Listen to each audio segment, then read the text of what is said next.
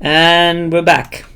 We are busy making ebooks from Markdown, and I am super excited about this process right now. So where we left off is that I just gone through explaining what I'd done to get from Markdown to PDF, and now I want to make a EPUB. I want to make an EPUB format. This Kindle Gen thing looks like super easy to do later on, but I had this doc open which explained a bit how to make EPUBs because I've never tried before, and there is some kind of ad playing. That's kind of annoying. I know what to do. Oh, this is the best. I love being an empowered developer. Let's see. There we go.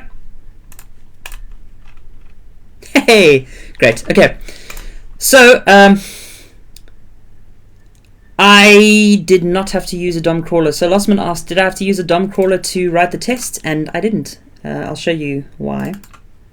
So the renderer test, and well, I don't run adblock, but yeah, I mean, when stuff's particularly annoying, I can just delete it. This just actually does assert contains, which is a string lookup.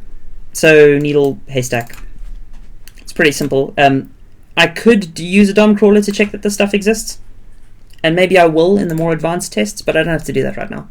It's just very simple tests. I mean, they're not even unit tests, they're functional tests, which I'm using PHP unit for. Totally legit. Totally legit. Okay, so right. So this document I was reading a little bit earlier says basically make an HTML file, make some extra files with like some CSS styling and this MIME-type file, and package it up with a table of contents into like a zip kind of container. Yeah. So I want to try do that. Earlier I downloaded Symfony DOM crawler, which, surprise, surprise, is another awesome library that Adam's using to do his conversion. And I'm going to make a new class now. I've got this PDF converter class, but I'll call this EPUB with similarly poor capitalization. It's also going to take a project. It's also going to have a verbose output, I think, because I'm going to do some command line stuff to it. And conversion is basically where I need to be. So I'll just rename this to, let me give myself maximum space, EPUB and EPUB. Because this is the input file that I want to convert to an EPUB. This is the output file that I want to generate. So again, this check is fine. And this is a good candidate for some abstraction, right? Because I'm essentially copying this and changing a single variable. This seems like it could be abstracted, but I'm not going to do that right now. This is the part that I have to work on. Now, before I can get here, there's a problem. Because EPUBs apparently are XHTML. XHTML, according to this doc. And I believe this doc. It seems like a very trustworthy doc. But that means that I've got to have a lot of Chrome around the stuff that I'm rendering here, which is less than ideal, I think. I basically have to have layout templates, and I don't want to put a big old template engine in here, I think. I don't really know is the problem. I don't really know. So I have a quandary. Who thinks in chat that I should use a template engine like Plates? Now, Plates is a PHP template engine, and it has some interesting things like layouts and nesting and macros and stuff, and it's pretty cool. But I want to try and avoid this if I can. However, if you tell me in chat in the next 20 seconds that you want me to use this, or you want me to use not this, then do that in chat. You got like maybe 15 seconds left. With or without a template engine.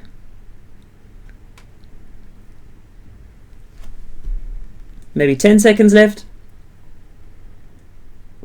This is not a very good straw poll. It's got to be said. This is not a very good straw poll. Yay, it looks like we're not using a template engine. Okay, Fine. No template engine. Without is fine. Okay. But what we're going to have to do is change the renderer, because the renderer is what makes this HTML file, and that's where we want to inject it. Last minute, you'll have to see a separate stream, but hit the follow button and I'll do template engine some other time. Okay, let's make a layout file. What do we want to call this? Maybe resources? Let's make a resources folder and have a templates for new folder, templates, and in here I'll just say layout.html. That seems fine. Okay, now because I am hard up for XHTML stuff and I haven't done that in a very long time, I'm just going to copy this nonsense straight out that document, and I'll put some placeholders here. So I'll put content here, that's fine, and be styles, I don't know. What do you think? Maybe we just leave this, let's just leave this like it is for now. It's not really that important that I change that. Otherwise that looks okay. Let's take that off. Let's do some indentation. This seems okay. Basically all I need to do is replace this content placeholder with the actual HTML. So let's do that. Okay, let's get the and again, this is a great candidate for abstraction because I don't want to have to hard code this layout file, but I'm going to do it anyway. Actually, no. You know what? I can add this as a property to the project. So let's add download path, layout path. Why did it remove the throws? That's pretty weird. It removed the throws thing over here. Throws, that exception. This layout path is a string. So just like we specify the download path for where the source code of the GitHub repo goes to, we're going to specify a layout path where the layout file is. Okay, fine. So we have this and it's type string, and let's make a getter for it, because it's a dependency and getters are okay for that. I think that's fine. It's like a requirement. It's fine. It's a dependency. It's a hard dependency. No setters, no optional setting. It does mean that we need to change our tests and still make sure that the ones we have already work. So what I'm going to do is I'm going to make another thing. Just a blank string because I'm not actually rendering this out in the download test.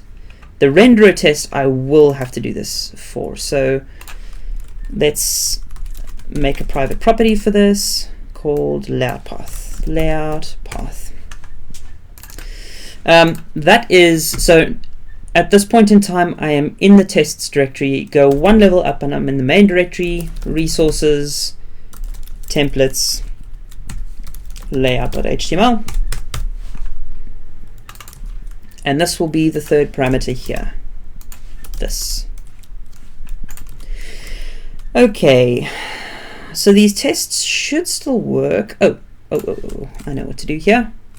We need to also add this, not that HTML path, but the layout path. We need to add to the converter test because I need it there as well.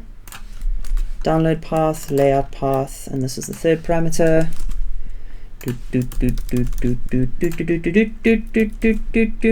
Okay. Now, what I'm interested in seeing is I'll go to the renderer test and I'll do some inline debugging here. Print R, HTML contents, exit. And when I run this, it'll stop and tell me what the HTML source code is. Yes. Okay, so that's what we have without the layout. It's just this couple headings, couple paragraphs. Fine. Now let's get the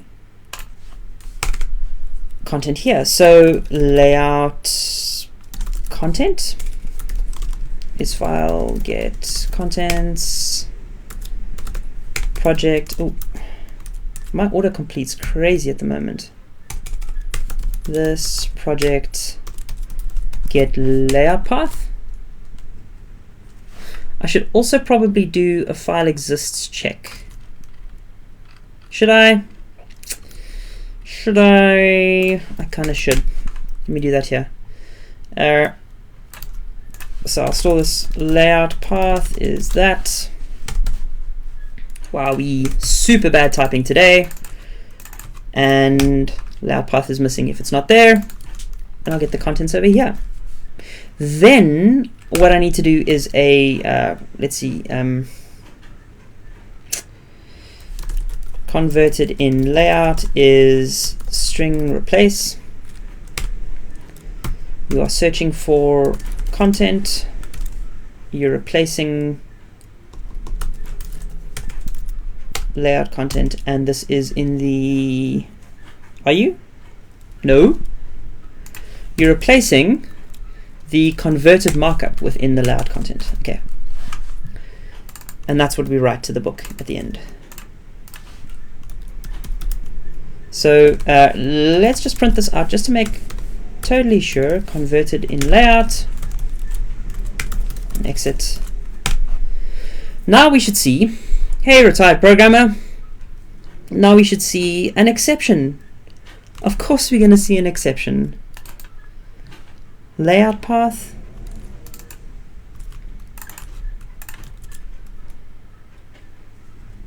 Where is that missing? Line 56. Project get layout path. Is that in the renderer test? Oh, I don't need to, I'm printing this here. I don't actually need to print this out in the renderer. Let me just delete that quickly. But I have a layout path error. That variable's missing. This project get layout path. What happens if I run just this test? Tests renderer test.php. Okay, so now it's just running this now. But where is this? Oh, is that it? That was it. Okay, fine. So I had a typo in this path here. But what it's doing now is it's taking the layout file that I had and it's injecting the markup that was converted into it, which is pretty cool. So if I delete this now and I run all the tests, they should all carry on. They don't carry on passing, which is disappointing. It's probably because I've made the same mistake here as well. Yeah. Okay. The reason the tests take so long, by the way, is, this is also a directory down. The reason these tests take so long to run is because it's actually doing a git checkout.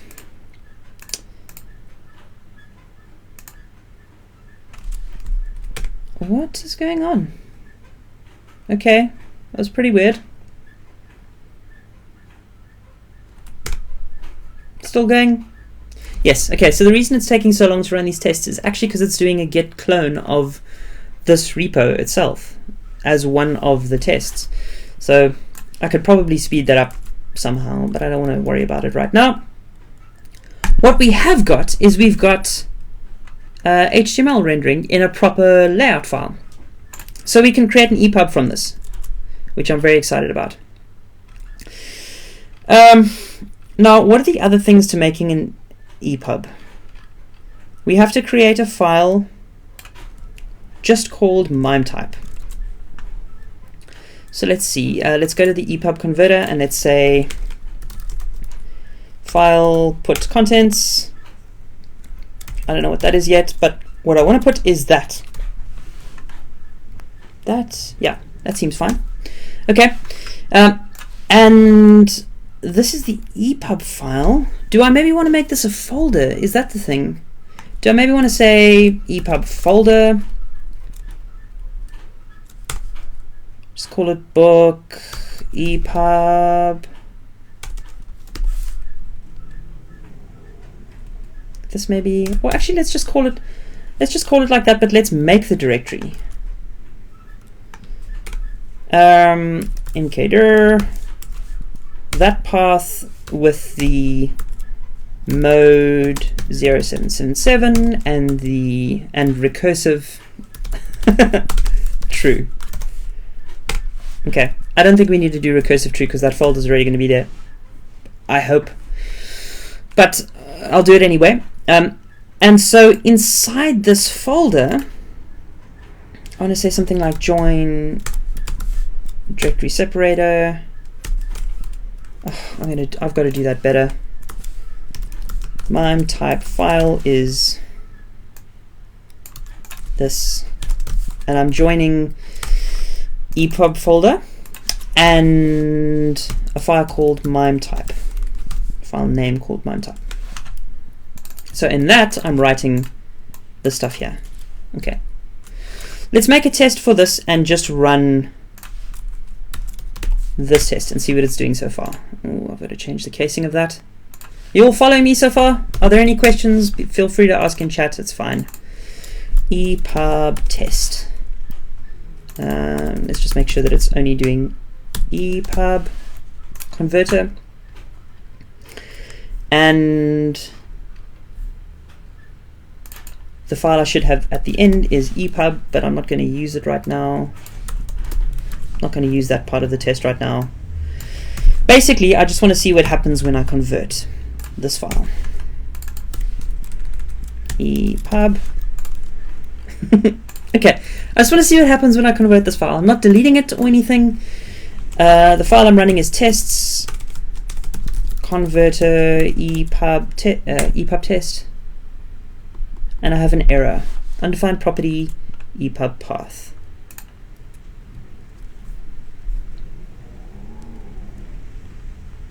EPUB path.